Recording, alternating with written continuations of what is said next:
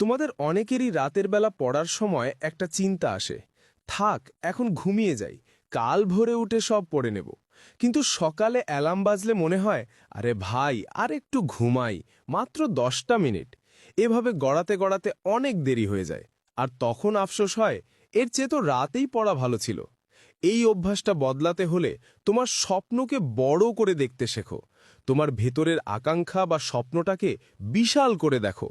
একটা উদাহরণ দেই।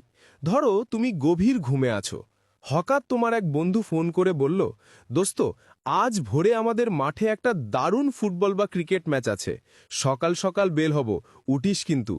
দেখবে তোমার আর কিসের ঘুম কিসের আলস্য, তোমার মধ্যে অটোমেটিক একটা এনার্জি চলে আসবে। মন বলবে, ধুর, ঘুম তো পরেও হবে, কিন্তু এই খেলার সুযোগটা কি আর আসবে? তখন তোমার ঘুম পালায় কেন? কারণ এটা হলো ম্যাটার অফ ইন্টারেস্ট।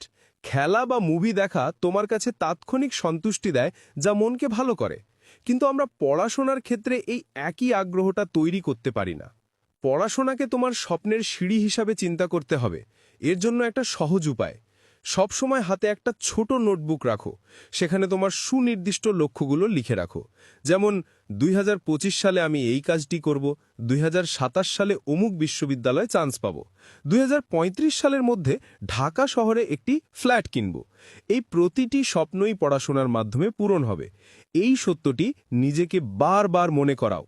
যখন তোমার স্বপ্নগুলো বড় আর স্পষ্ট হবে, তখন দেখবে তোমার ভেতরের আগুন জ্বলে উঠেছে।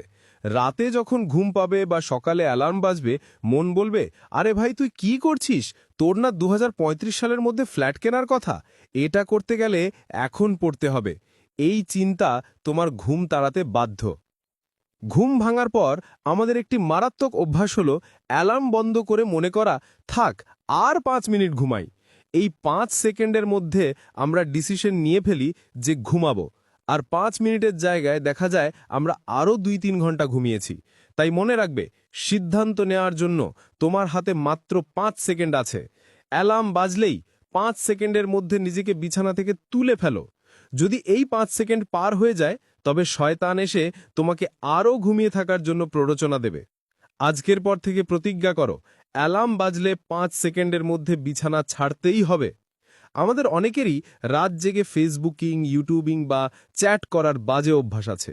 ধরো তোমার সকাল 8টায় কলেজ, আর তুমি ঘুমাতে যাচ্ছ রাত 3টা-4টায়। স্বাভাবিকভাবেই কলেজে যাওয়ার জন্য ভোর 6টা-7টায় উঠতে হচ্ছে। এর ফলে তুমি রাতে মাত্র 2-3 ঘন্টা ঘুমাচ্ছ।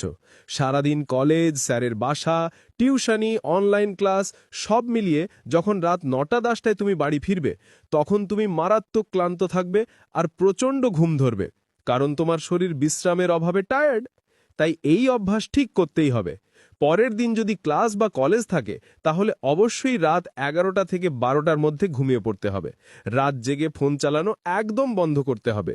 তোমার স্বপ্নের জন্য ঘুমকে জয় করতেই হবে।